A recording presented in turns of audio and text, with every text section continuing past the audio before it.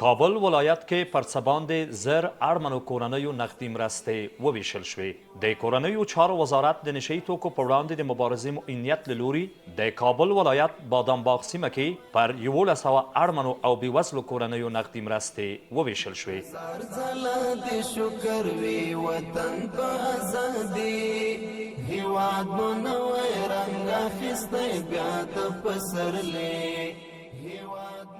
د دغو مرستو له ډلې 1500 کورنیو ته د هغوی میاشتې په 24مه نیټه او 600 نورو کورنیو ته د هغوی میاشتې په 28مه نیټه مرستې ورکړل شوې. په دې لړۍ کې هرې کورنۍ ته 15000 افغانۍ ورکړل شوې څو د هغوی د ژوند لومړنۍ اړتیاوې تر یوه بریده پوره شي.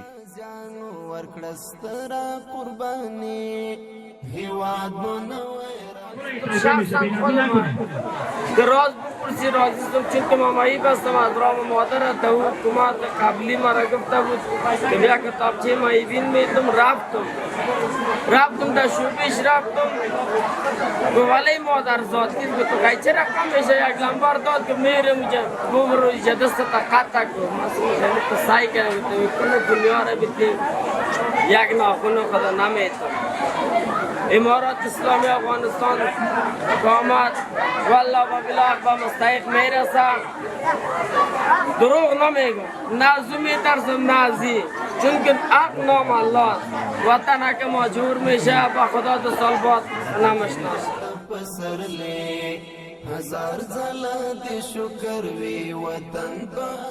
په همدې مناسبت جوړ شوو مراسمو کې د نشه یي توکو په وړاندې د مبارزې معین ښاغلي شیخ عبدالرحمن منیر صاحب وینا وکړه.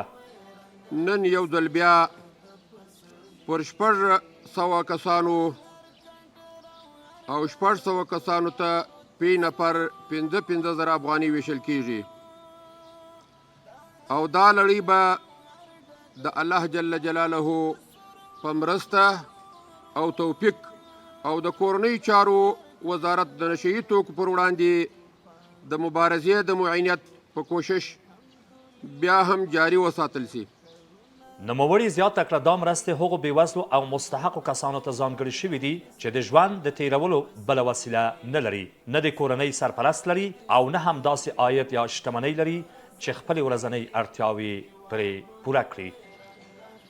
او دا مرستې خاص هغه کسانو ته ورکول کیږي چې د فقر او ګدا نه بغیر بل هیڅ د معیشت لاره نه لري، نه کسب کولی شي او نه د کورنۍ سرپرست لري او نه دومره شتمني لري چې خپل روزمره ضروري چارې مخ ته ورباندې یوسي، بلکې د مجبورۍ په اساس یې فقر او ګدا ته لاس کړی وي.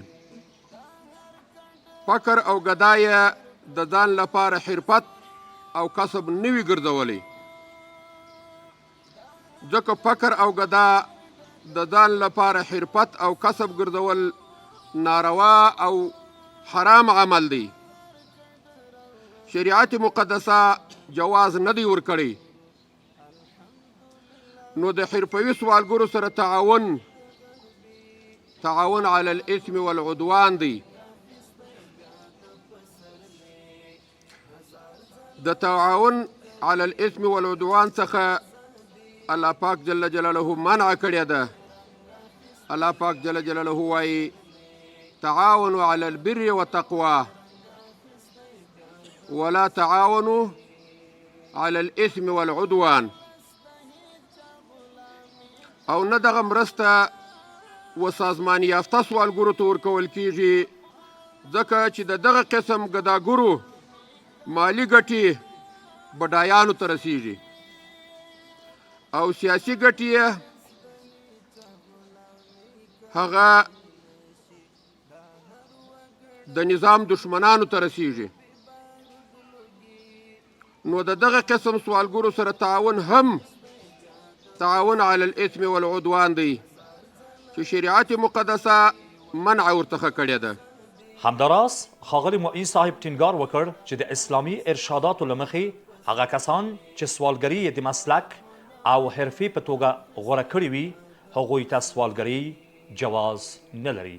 ان شاء الله د دغه پلان مطابق به 100,000 کسانو ته په ولایاتو کې او 10,000 کسانو ته په مرکز کې کابل کې دغه لړۍ روانه وي او دغه 15,000 افغانۍ به دغو مستحقو کورنیو ته ورکول کېږي او دا سلسله به جاري وي او دا پیرزوینه د مشرتابه محترم د مقام د لوري سوې ده د داخله وزارت د مخدره موادو سره د مبارزې د معینیت په لاس باندې دا ترتیب او دا سلسله جریان لري.